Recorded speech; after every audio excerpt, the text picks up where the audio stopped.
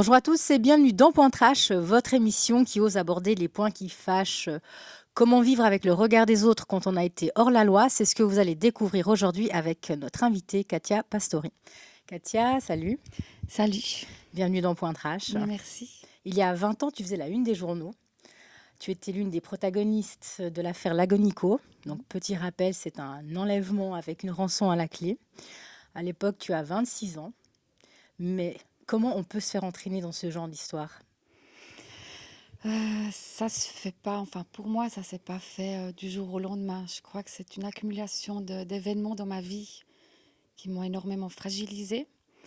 Et à un moment où je crois que quand on est fragile, on a deux possibilités. Soit on s'entoure de gens extraordinaires qui nous aident à nous relever, soit on s'entoure de gens, sans le vouloir, qui sont peut-être de moins bon augure. Et j'ai fait ce deuxième choix sans m'en rendre compte, bien sûr. Et par la fragilité, par la fatigue, par le sentiment d'avoir peut-être ouais, pas obtenu ou pas réussi à réaliser certains souhaits, eh bien, on voit plus, on voit plus. Est-ce que Enfin, tu l'as fait aussi par amour, ce geste? oui, alors bien sûr, j'étais avec le recul maintenant, j'ai envie de dire non, j'étais pas amoureuse. D'accord. Mais sur le moment, j'en étais absolument persuadée. C'était quelqu'un qui avait réussi vraiment à percer en moi qui j'étais, comment me rendre de nouveau forte, féminine, me donner le sentiment que j'étais quelqu'un de bien. Et j'ai complètement croché sur cette personne. Donc oui, il y a l'amour et puis après le sentiment de se dire, bon, j'ai rien fait de bien ici. Eh ben finalement, ok, partons. On verra bien ce qu'on peut faire, quoi. Tu n'as vraiment pas pensé aux conséquences sur le Ah, moment. alors absolument pas. À savoir que je suis partie, j'ai appris quand j'étais au Brésil réellement tous les épisodes de ce qui s'était passé dans Mhm. cet enlèvement. Je suis partie n'ayant pas connaissance de tout ce qui s'était réellement passé, ce qui m'a fait bien réfléchir Mhm. et puis très vite réaliser que j'étais complètement à côté de la plaque, quoi. Il n'y a pas eu mort d'homme dans cette affaire, on est Non, d'accord, non, mais bon, vous aviez quand même une partie de la rançon. oui, Donc avec ça, vous êtes parti au Brésil. oui, La cavale a été de très courte durée, j'ai envie de te dire, moins d'un mois, il me oui, semble. oui, tout à Et fait. ensuite, vous êtes de retour en Suisse. Et là, il y a le jugement. Mhm. Tu as une peine assez petite comparée aux autres, j'ai envie de te Oui, dire quand même, qui est de oui, 3 ans. Et malgré tout, à la sortie, tu essayes quand même de refaire ta vie. oh oui. Donc tu te maries, tu as deux charmants enfants qui ont quel âge aujourd'hui? 12 et 13 ans. 12 et 13 ans. Puis même, il y a ce bonheur, mais tu finis quand même par divorcer. Oui. Et je crois que là, les ennuis reprennent quand tu récupères ton nom de jeune fille qui est Pastori. Voilà, tout à fait. C'était important pour moi de le Oui. reprendre, ce nom.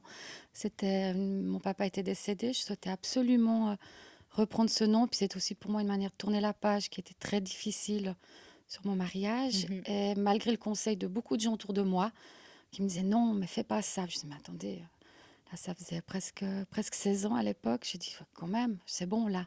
Ben, les gens n'ont pas oublié. Non, Si c'était à refaire, est-ce que tu le referais? non, non, non. Alors déjà, autour de soi, ça fait beaucoup trop de mal. Donc, je peux parler de la victime et de sa famille déjà. Oui. Surtout quand on devient maman, en plus, on réalise encore plus ce qu'on a pu faire Mhm. vivre à, à la maman. Déjà, moi je me mets à sa place, donc non, absolument pas. Et puis après, on pense aussi au mal qu'on fait à sa propre famille, puis à son entourage. Je pense que j'ai blessé ma maman et mon papa à un point inimaginable. Ma petite sœur, qui malheureusement aussi indirectement a subi toutes ces années à l'extérieur par des gens pas toujours bienveillants. Mhm. Et puis maintenant, encore plus, 20 ans après, c'est mes enfants. C'est mes enfants qui le subissent. Et alors ça, c'est inacceptable. 20 ans après, non. Et justement, tu réagis comment face, je pense aux menaces, aux insultes, vis-à-vis de tes enfants? Tu gères ça comment? Alors au début, on fait profil bas. Parce qu'on a toujours le sentiment que de toute façon, Ça devait on n'est pas arriver. crédible. Non, on n'est pas crédible. D'accord. On n'est pas crédible de toute Oui. manière. J'ai le sentiment de devoir toujours prouver ce que je dis. Que ma simple parole va pas Mhm. suffire. Alors au début, On dit aux enfants, ça va passer, mais non, t'inquiète pas, ben, tu réagis comme ci, comme ça, t'en rigoles. Voilà. Et puis, on se rend bien compte que les enfants qui les chicanent, ça vient, Des parents, ça vient de plus haut. en Alors général. après, on essaye un peu de discuter avec les parents. Mais effectivement, en général, les parents qui se comportent comme ça avec leurs enfants, on peut rarement discuter avec. Ouais, j'imagine. Voilà, Mais bon, l'erreur est humaine. oui. Mais qu'est-ce que tu aurais envie de dire à ces personnes-là, justement, par rapport à la Katia d'aujourd'hui? Euh, j'ai, j'ai pas forcément changé sur le fond. Mhm. Parce que je suis quelqu'un qui, avant tout ça, n'a jamais volé une pomme et qui, après tout ça, n'en a pas revolé une.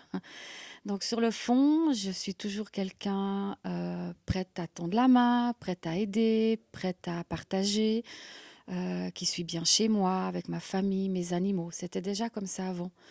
Donc, sur le fond, j'ai envie de dire, mais quand vous me croisez, laissez-moi tranquille. Laissez mes enfants, surtout laissez mes enfants tranquilles. J'ai fait une grosse, grosse erreur. D'accord. Une erreur de parcours, de jeunesse, Voilà, un mauvais simplement. choix. Mhm. Maintenant, il y en a sûrement beaucoup d'entre eux qui en font aussi, dont on n'en parle pas, puis qui peuvent avoir des conséquences aussi très graves sans qu'ils s'en rendent compte. Je crois que personne, heureusement, est parfait. Et je veux pas m'excuser à chaque fois que je croise quelqu'un d'être qui je suis. Est-ce que les excuses envers la famille Lagonico, elles ont été présentées? Oui, oui, j'ai fait de courrier qui n'a jamais été. Il n'y a pas de suite. Non, il n'y a pas de suite. Je peux comprendre. Oui. Je peux comprendre, mais c'était une pendant ma détention et pensant qu'elle pouvait être mal prise. Manipulation d'avocat, des fois, on Mhm. pense. J'en ai refait une après. Voilà. Katia, j'ai envie de te demander comment on se reconstruit après ce genre de situation? La famille. La famille, La l'amour. famille, l'amour, ouais. Vraiment, la patience d'une maman qui m'a attendue, la patience d'un papa, une petite sœur présente et après quelques rares personnes qui... Oui, la détention, c'est quand même un gros panier à salade que vous secouez très fort. Il reste pas grand monde hein, quand on a Mhm, ouais, je secoué. peux comprendre. Donc, c'est ces rares personnes qui nous redonnent confiance et puis on regrimpe gentiment, on retrouve un travail et puis... Parce que la vie carcérale, c'était pas drôle, j'imagine. Qu'est-ce Non, qui t'a fait tenir? alors, ça va paraître étrange, l'amitié. Mhm. Entre détenus. En détenue, il y a évidemment, quand je suis arrivée, j'avais une image de petite starlette prétentieuse, pleine d'argent. Enfin, cette image qu'il a fallu casser en détention. J'ai eu une ou deux personnes extraordinaires qui m'ont un petit peu guidée. Et puis après, on se découvre des amitiés. Bien sûr, c'est des amitiés du moment, parce que quand on sort, on veut revoir ces gens, puis on se rend compte quand même que l'amitié, elle était à l'intérieur. À Ah, l'extérieur, on a renouveau voilà. nos vies. Et heureusement, il y a des moments où on arrive quand même à rire, à passer du bon temps. Beaucoup de moments où on reste enfermé dans sa cellule aussi. Mais dans l'ensemble, j'ai appris beaucoup sur moi là-bas. Parce qu'on se retrouve face à soi-même.